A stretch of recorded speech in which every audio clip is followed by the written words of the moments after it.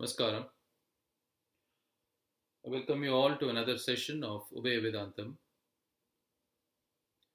In the Guru Vandanam series, we saw a few shlokas on Guru, the last one being the different comparisons between Bhagavan and Guru, in which we saw that both Bhagavan and Guru were of the same status in the 10 comparisons that we did from the second shloka of Nyasavimshati, composed by Swami Sri Vedanta Deshikar. In this session, we shall see guruvShTakam, an octet of 8 shlokas on Guru, composed by yet another great individual, great philosopher, revered as one of the greatest philosophers of all times by many philosophers. He lived in the 8th or the 9th century AD, mostly the 9th century AD, which is a very, very long window of time from where we are today, almost about more than 1300 years back. Yes, we are talking about Adi Shankaracharya or Shankara bhagavatpAdA, who lived in the 8th to 9th century AD, who has been credited as the proponent of Advaita philosophy or the philosophy of monism. Dvaita means duality and Advaita means non dualism, which means monotheism, in which both Paramatma and the Jivatma are considered as one entity. Now, this could be slightly different from the Sri Vaishnavam or the Vishishta Advaita thought, in which both Paramatma and the Jivatma are considered different. We will not get into the differences between Advaita and Vishishta Advaita in this discussion, but just wanted to touch upon the fact that Vishishta Advaita is qualified Advaita. We shall see more of this in the future sessions. But at this point in time, Shankaracharya propounded Advaita philosophy way back at a time when the Buddhism was on the rampant and people had just forgotten Vedas. It was due to the earnest efforts of Sri Shankara bhagavatpAdA that today we are able to see all these Vedas. He was the main person who debated, who argued, who contested against all the Avedic philosophies which existed at that time. And he established the firm rootedness of Vedas. So we should all be very grateful to Sri Shankaracharya, because it is only because of his efforts the Vedas got revived. Now, Sri Shankaracharya was born in a place called Kaladi in Kerala. His father was Shivaguru and his mother was Aryamba. So, even the way Shankaracharya used to count as a child was so different when he did his schooling. All the children would count the numbers 1, 2, 3, ekam, dve, trini, chatvari, pancha, shata. Whereas Sri Shankaracharya, who was the proponent of monism, Advaita philosophy, could only think of one thing: ekam, ekam, ekam, ekam. There was no dve, trini, chatvari, pancha, shata, all those. That was the greatness of Sri Shankaracharya, whose mind was very much set upon the monotheism at a very young age. And another beautiful thing is that Shankaracharya wanted to become an ascetic. He wanted to take up sannyasatvam at a very young age. Naturally, his mother did not allow that thing to happen. She wanted Shankaracharya to grow up like any other normal child. However, Shankaracharya created an occasion by which this could be facilitated. Once, when he was taking a bath in a river, he created a situation from his own yogic powers in which a crocodile caught up his leg in the river while he was taking bath. The news that Shankaracharya did not return back home spread, and when people started to search, they found Shankara being caught up by a crocodile. Aryamba was also informed, and the mother arrived at the spot. When she saw Shankara crying for help, her heart melted. People tried rescuing Shankaracharya, but alas, they could not because the crocodile's grip was so powerful. So Shankaracharya actually asked at that point in time his mother, Mother, can you give me the permission to become a sannyasi at this point in time? Can you give me the permission? The mother, upon seeing Shankaracharya, understood that this is some kind of a divine intervention and she readily agreed. And the moment she agreed, there was a huge surprise. The crocodile left Shankaracharya. This was the prowess of Sri Shankaracharya, who perceived this entire samsaram like a crocodile catching us. So he perceived this entire episode as the bondage that the Atma has to this world or samsara. Thus, Shankaracharya was now a free man. He could now go and become a sannyasi. He could take up asceticism and could become a sannyasi. Now, Sri Shankaracharya has created many ashtakams, the most popular ones being Ranganatha Ashtakam, Krishna Ashtakam, and in our own context of speaking on the guruvShTakam. All these are very mellifluous, melodious tunes played by Sri Shankara in a very subtle, simple manner through 8 shlokas, and you will discover how how intoxicating these shlokas are because they are very melodious. The moment you learn these shlokas, you will develop a liking to say them again and again. They are very melodious. Now, today we shall see 4 shlokas on guruvShTakam, and we can enjoy the remaining 4 shlokas in our next session.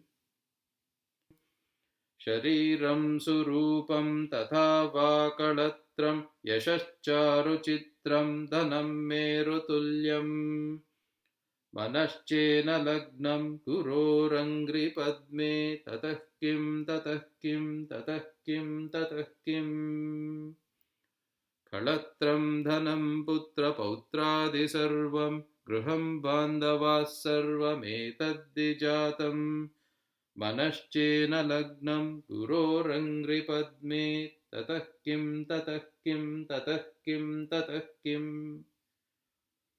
षडङ्गादिवेदो मुखे शास्त्रविद्या कवित्वादिगद्यं सुपद्यं करोति मनश्चेन लग्नं गुरोरङ्घ्रिपद्मे ततः किं ततः किं ततः किं ततः किम् विदेशेषु मान्यः स्वदेशेषु धन्यः स्वदाचारवृत्तेषु मत्तो न चान्यः मनश्चेन लग्नं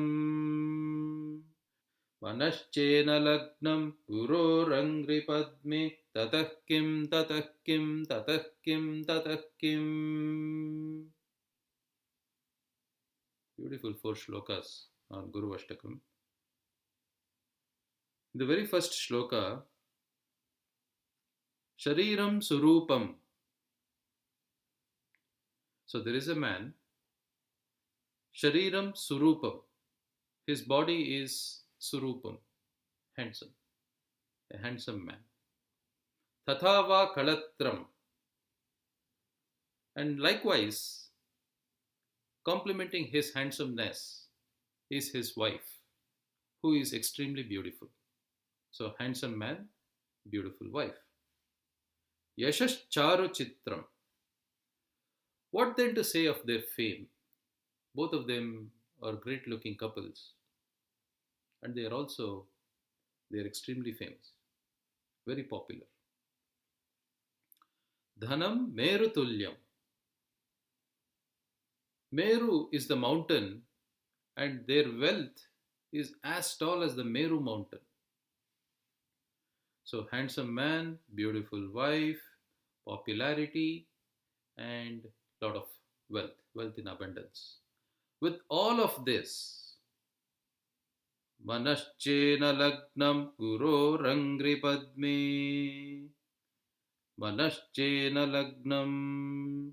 Manaha Chet Na Lagnam. Lagnam means united. Those of you who might know Kannada might appreciate what is Lagnam. Hey, ನಿಂಗೆ ಲಗ್ನ ಆಗಿದೆಯಾ? They ask. So it means to say, are you married? Are you united? So in this case, manaha chet na lagnam. Manaha is the mind. Chet na lagnam. If it is not united with the mind. Manasche na lagnam gurorangri padme. With what? If the mind is not united with what? Gurorangri padme. Guroho angri padme. The angri means the feet. And what kind of a feet is this? Padme, the lotus feet of the Guru. It doesn't mean that the feet is like lotus. It means that the feet itself is lotus. It's a metaphor. So, Guru Rangri Padme. So, if the mind is not attached to the holy feet of the Guru, tatah kim, tatah kim, tatah kim, tatah kim, tatah kim. What is the use? Tatah kim. What is the use? Tatah kim. What is the use? Tatah kim. What is the use? There are 4 times where tatah kim is being used to emphasize a situation.